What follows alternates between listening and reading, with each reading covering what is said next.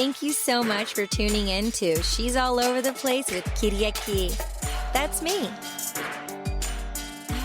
Welcome back to another episode of Culture Kids. Today, I have with me Zach Hirsch. Zach is a Gen Z thought leader, a leading voice in the creator economy, an entrepreneur, Web3 evangelist, podcast host, analyst, and influencer with a passion for sports, NFTs, and building the future metaverse. He is recognized as the most accurate sports handicapper in the history of college football and regularly makes predictions for betonline.ag. Zach was the youngest Division I college football coaching intern when he joined the coaching staff at Florida Atlantic University at the age of only 16 years old. Zach is the co-host of the Kiss and the Myst Worldstar Hip-Hop sports podcast with his partner, the legendary rapper Jadakiss. They have 2 to 3 million views a week.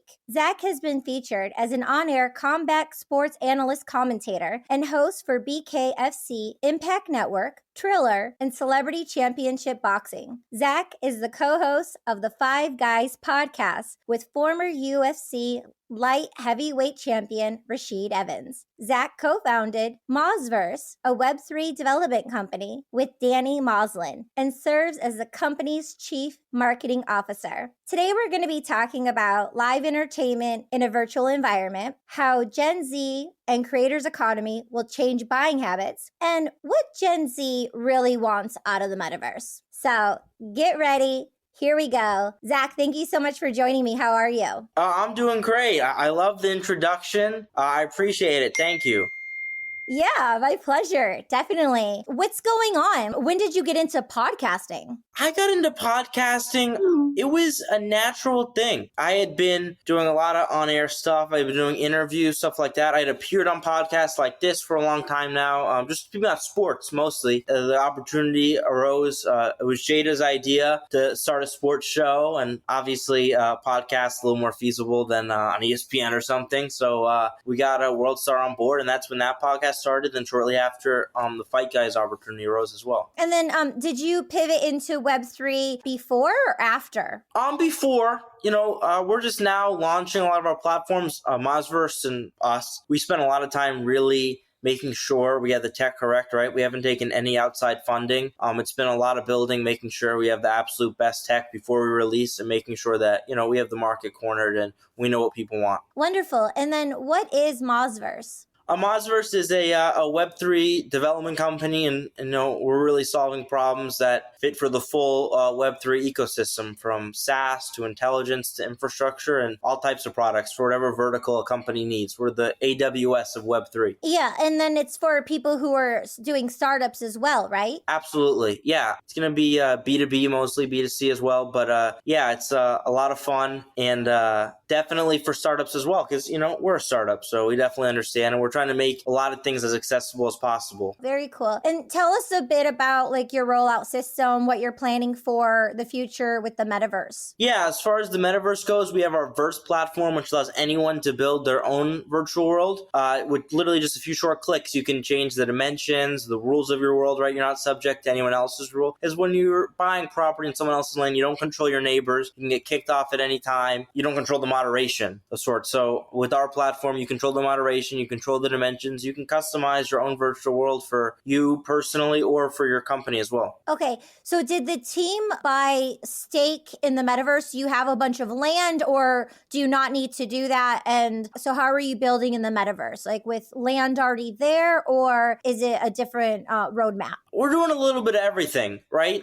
So if you build a virtual land, a virtual world with Mozverse, you can make it as big as you want, right? You can make it as big as a football field or as big as Alaska, but you're also going to have the option to be able to sell plots of land as well if that's your thing. Personally, we're all about democratizing, and that's not really that. It's kind of a different vibe, but we offer that as well. It's more the Decentraland sandbox. Very cool. And then would it be geared towards sports only, or is it going to be first sports and then opening it up? How does it look for the consumers? Absolutely everyone. Yeah. I mean, it can be for literally anyone. It can be for little Timmy who wants to build a Legoland world, or it can be for Starbucks because they want to build a coffee world. As sports are obviously a great part of it, that would probably be more towards our live stadium, which is also a part of our overall Web3 SaaS. We have so much stuff going on. So that's the Verse platform. And then we also have Live Stadium, which would be for sporting events, rap concerts, all that type of stuff. That's headed by me and Scott Storch. Okay, and so it's going to be very music heavy then, because Scott Storch is a legendary music producer. For the people who don't know, I specifically was turned on to him, I think in 2012, when he did Gaga's Just Dance, that song. He did the beat for it. So it's going to be very much music heavy too. That's super cool. Yeah, we're definitely, our Live Stadium platform is different, where we've been working with top audio engineers to ensure the best experience, where the audio drives the video and the video drives the audio, meaning that when you're at a concert, you see the symbols, and we have all types of visuals from shooting stars to crashing waves, where you really see and get to visualize the experience. And for a sporting event, the audio is amplified. So if you're ringside at a boxing match, which is kind of my domain, you can really feel the energy of the punches, which is kind of what makes our Live Stadium experience different. Oh yeah, that's so important. It being sensorial. I'm an actor, so I've been working in Hollywood for about over 2 decades now. So, the brain is a tool, but sensorially it's a vibe. It's how we hear and how we have the experience. So sound is really, really important. And obviously working with Scott Storch, there's going to be some impeccable technicians in sound. So yeah, definitely a master of sound. Yeah, definitely bullish on exploring some of those tools. And then, so let's talk about Gen Z and the future of the metaverse. For people who aren't aware, what are like some basic tools? Because you're deep in it, but for someone listening, the listener who's tuning in now, like explain like maybe 1 or 2 scenarios of the experience and how to apply these applications. Yeah, so right now, Gen Z is in gaming. That's where the metaverse is at for Gen Z right now. It's Minecraft, it's Roblox, it's Fortnite. The metaverse, as it's going to be in the future, isn't where it's at right now, right? There's definitely a lot to be built. The metaverse isn't quite there yet. So right now, I think you got to meet them in the middle and really go after your game. I think Walmart did a great job teaming up with Roblox, because there's millions of Gen Z and even Gen Alpha, the one under there right now. So I think the number one thing that Gen Z is going after right now is gaming, and I think people are starting to realize that you've got to meet them where they're at. And then, are you a gamer as well? Yeah, I grew up a gamer. At one point, I was the number one Madden mobile player in the world when I was 13, and I was skipping school. And then later on, when I got my playing time limited, I went to VR chat as a way to connect with my older brother, because we were really different. And then later on, I watched Ready Player One, then read the book Snow Crash, and that's really where my love of the metaverse originates, gaming. Okay, and when was that? When you were 13? When I was 13, I was the number one Madden mobile player in the world. That was 8 years ago, so that was 2015. And then I was playing VR chat shortly after that. Very cool. It's going to be in the show notes, but what's the best way for everyone to get in contact with you? And if they want to learn more, where do they go and what do they do and how can they get involved? Yeah, I would say for this, the best thing to do would to get to me on LinkedIn, Zach Hirsch, ZachHirsch.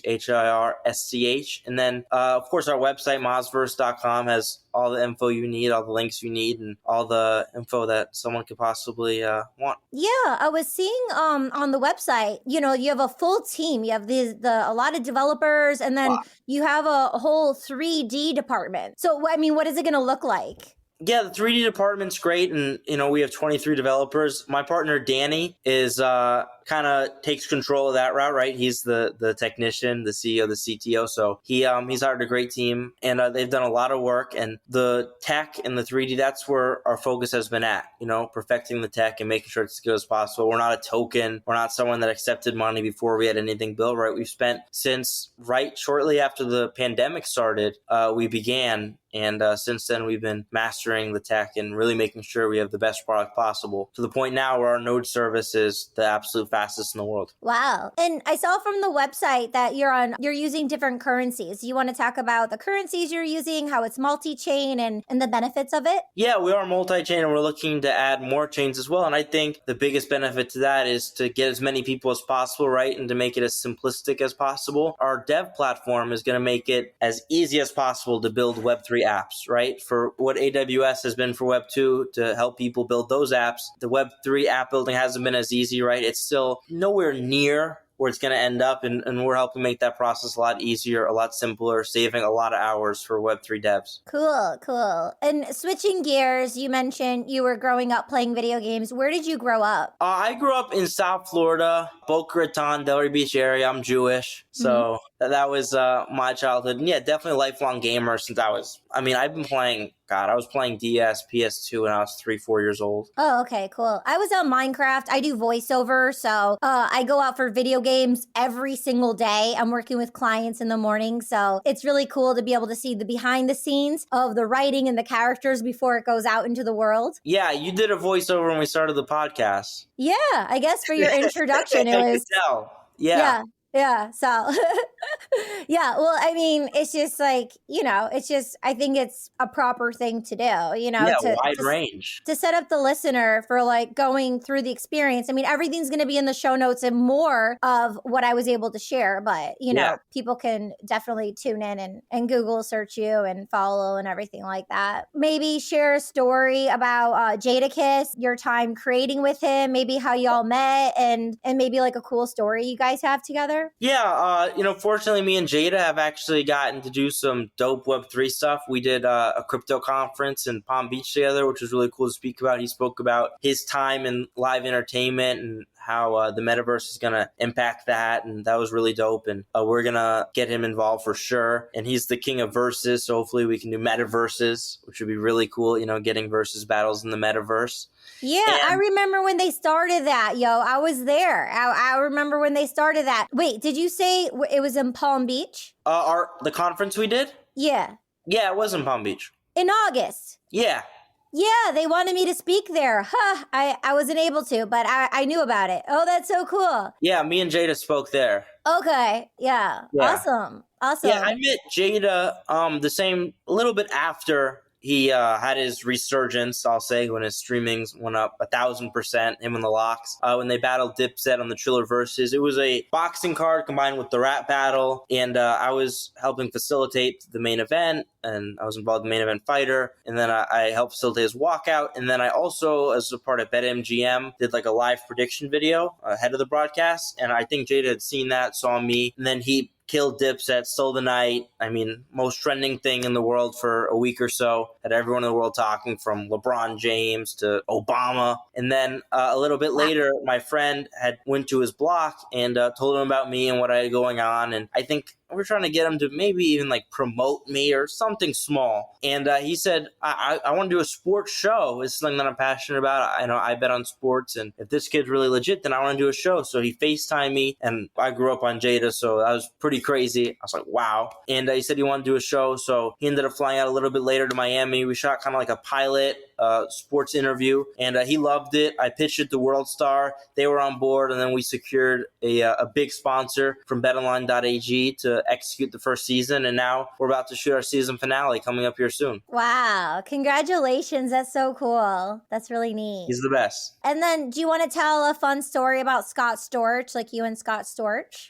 Yeah, so Storch has been a family friend for a very long time, since 2005, maybe even before that. So we're talking about the Scott Storch that was, making Still Dre and Candy Shop and Beyonce and all that. So even now he's killing it. He did Tyler Hero with Jack Harlow. He's doing some massive reggaeton songs. We were in the studio with Malu Treveo last night. And Storch is just a normal guy. We go out to dinner a few times a week. He's a chill dad. And a great guy, and definitely been a big help as far as, perfecting the sound and getting Live Stadium out there. The stories aren't as plentiful because George doesn't like to go out too much. Yeah. He's been a homebody lately, but we did a lot for my birthday, so that was a lot of fun. Everyone has their moments in their seasons, but staying home and just resting, it's so healing and therapeutic, especially when he's had a career that he's had, so focusing on family and himself and just regenerating on a cellular level to be able to home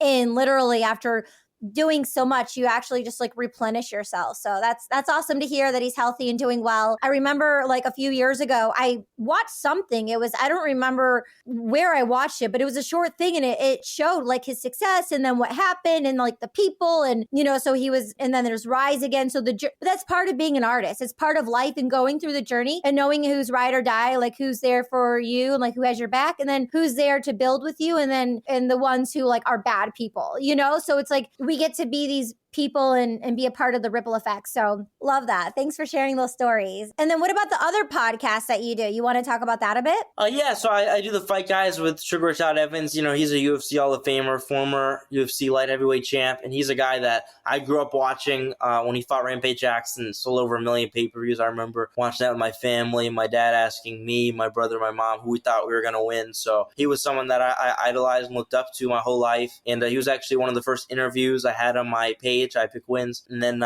later on the opportunity arose to do a fight show with them, and we talk about everything in MMA and boxing, and he's also a good friend, and I'm blessed to have a lot of partners in my life who have accomplished a lot and can pass their knowledge on to me. You really are. I must say, you're so young and well accomplished and around role models and successful people. Education is so important, ethics, morals, and values, and like shining light and knowing the difference. Because a lot of artists who listen to the show, a lot of people who tune in, they're around bad people, and they're around, a lot of just stuff that's out there. But, having these support systems are important. But is there like one or two green flag positive tips that you can share with people where it's like, yo, that's bad, that's like a red flag, like for people to go with their instincts, or something that you can share with someone tuning in who wants to maybe surround themselves with better people and then be able to meet better people as well? Yeah, there's givers and there's takers. So I think evaluating, your relationship with them and what you're getting out of it and what they're getting out of it. And if every time they're talking to you, it's because they want something out of you, it's not a healthy relationship. And I think people that offer value to you are the people that you want to keep in your lives. And I've had to cut people off that were only taking and,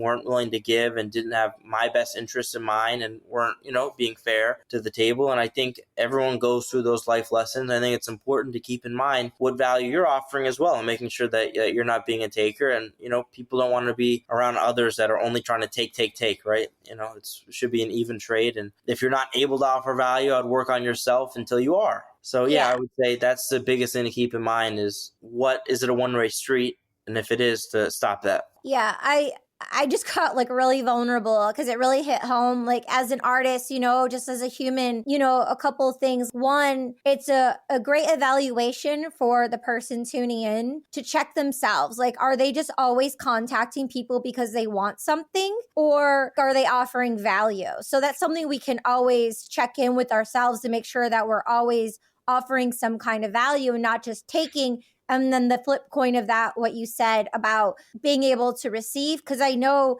sometimes people with unhealthy habits and circumstances, they're taught that if you need or you're connecting with someone because of that give and take kind of that you were mentioning, that you're a user, that you're like using them, that you're only connecting with them because you want something. But it has a myth and a stigma to it where it's, no, you want to be the best version of yourself and you want to connect with people who have gold trophies, if you will, and people who are well accomplished. And it's a beautiful thing to be able to connect with people in that way. It's not selfish and it's not using them. So changing that mind frame and hearing it from you, it's just, I think it's like really hits home in a different way and it's super impactful. So I appreciate you sharing that. Yeah, you are who you're surrounding yourself with. 1000. I'm not sure how you are with like mentors and reading and audiobooks, but is there a book your family member turned you on to, something that you read along your journey where it really supported you on your journey for success along the way? I would say one, the book Snow Crash helped me on my Web3 journey. That helped start it all. That's where the term metaverse first originated from, as well as the term avatar. And then a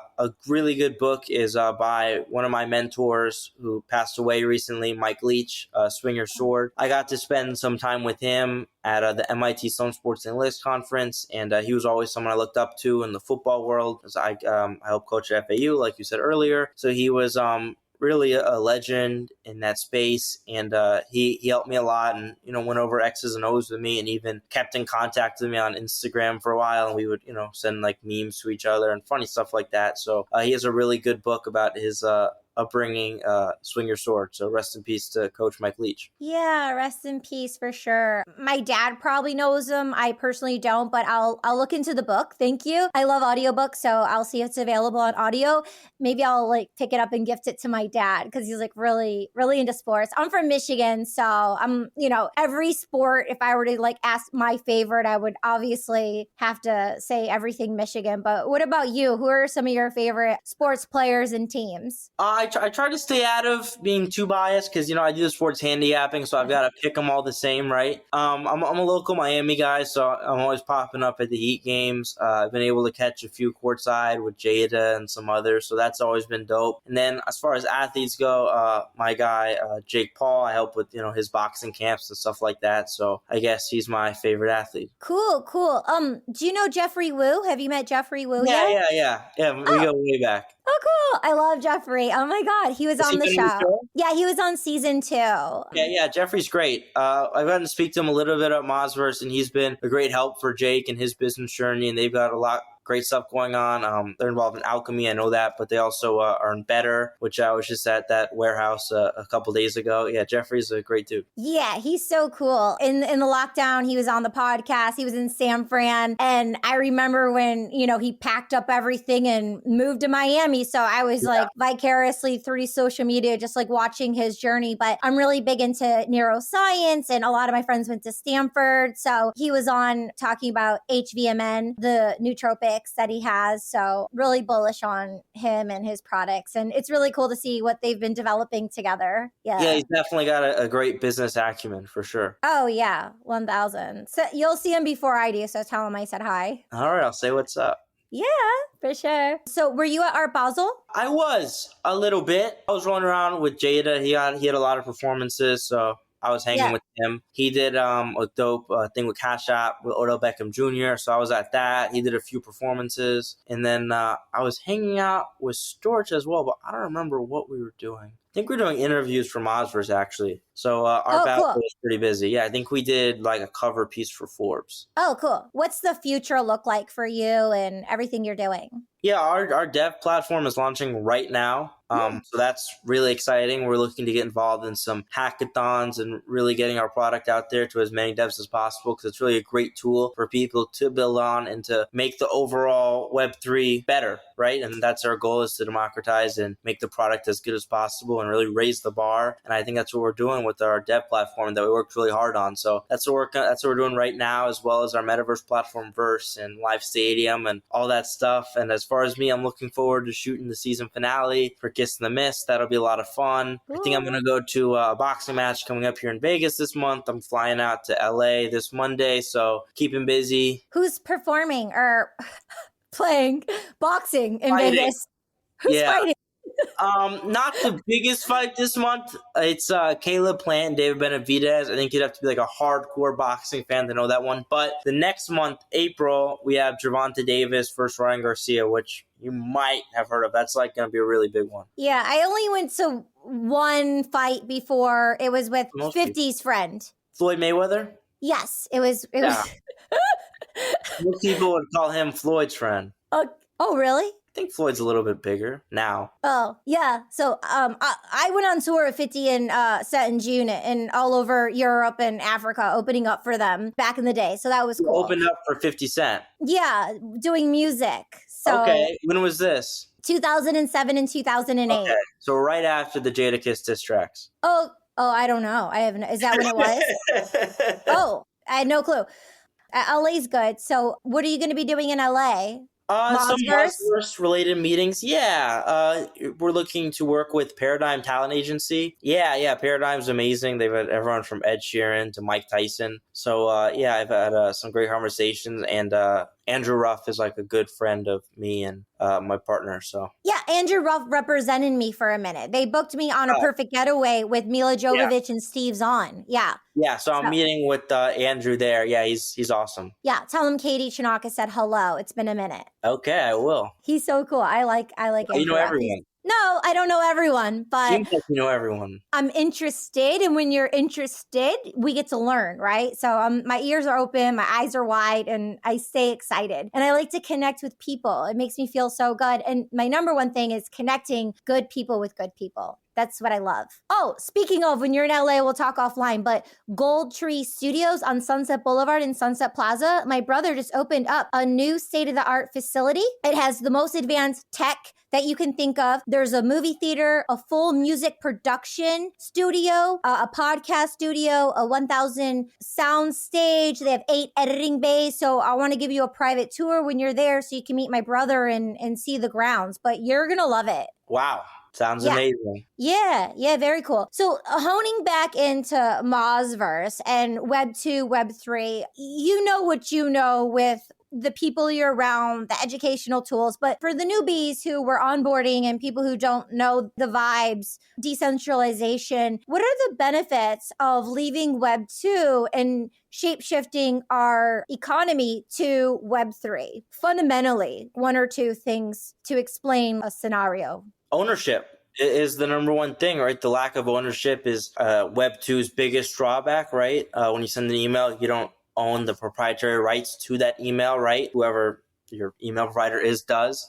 When you're doing it on the blockchain, when you're doing anything on the blockchain, you have transactional finality as well. So I think ownership, transactional finality, just overall security and safety would be the biggest benefits to Web3 and the blockchain overall, because soon everything's going to be on the blockchain, especially for ticketing. That's a great use case. It'll make it so much easier, so much more secure. I just went to a mall in Saudi Arabia that was entirely counterfeit. In the future, using NFTs and kind of the tech to verify, discredit counterfeit things, I don't think we're going to have counterfeit items anymore. You're probably going to be able to pull up your Apple, your Google Wallet and verify if it's legit right then and there. Yeah, which is super important. And I feel the reason why it's so hard for people to wrap their head around ownership, because most people, the way we were raised, it wasn't to have ownership. People don't assume and have ownership. A lot of people disassociate with that. The majority, unless your family has a business, unless, you go to business school and you're educated in such a way, most of the people don't even have the confidence or understanding of ownership and what that looks like and feels like, right? So, yeah. I mean, obviously we could be like, yeah, we know the benefits of ownership, but what are the benefits of ownership? Yeah, and I think that's on us and everyone in Web3 to not have the ability to spread that message enough. Unfortunately, the development side of things has been slow and it hasn't been in the best place, right? We're just kind of in the beginning stages rather than the ending stages like we are in Web 2, and we've seen what AWS has been able to do on that front. So big time change, and ownership is very important. And of course, you want to have ownership of what you send out, right? You don't want anything that you send to be able to be used against you or anything like that. And I think it's super important, and it's just a different level of encryption when you're dealing with the blockchain. It's just an entirely different experience. I remember when I was younger, my grandparents bought scalp tickets to a Heat game, and we got there, and they're both at the time 70 years old, and we get there, it's like a far walk for them, and they're like, oh, these tickets aren't scanned and you can't get in, sorry. I was like, what? I was devastated. And I'm just thinking now, that should never be a problem again with the technology we have today as far as ticketing goes. So yeah, it's definitely a very large step as far as security and encryption, privacy, ownership. It's just a whole new wave. Yeah, authenticity, major important. I remember too, younger, when it was even Burning Man tickets or Coachella tickets, people were like, oh, should I just scalp them there? And you don't know if it's real or not, and then when I was a kid, the Detroit games, if we didn't do this, but you hear the buzz and the words about it. But if people were to go and do it, then they're selling them for 2-3 times as much. And people do it. It's a big game of people getting tickets and reselling them for higher prices and taking advantage of the people. So it's all about not taking advantage of people, and having it be transparent on the blockchain. So that's and then being around good people, and pumping the dumps and the things that come and go with, with the blockchain and the bad news that people are hearing. It's actually a good thing because these bad people are being exposed. They think they're getting one over, but there's been ecosystem that's been created that it's not going to happen anymore. So that's very exciting. Appreciate your time. Thank you. Yeah. Thank you so much for tuning in. Okay. Everyone, please check out the show notes and please share this with one person on social media. There's a link in the show notes. We're doing giveaways every single episode. Even if you hear this 4 years from now, we're always doing giveaways. We have partnerships with different NFT artists and brands. Enter, and we'll see you next time. Thank you. Thank you so much for joining us. We'll see you next time. Katie, over and out.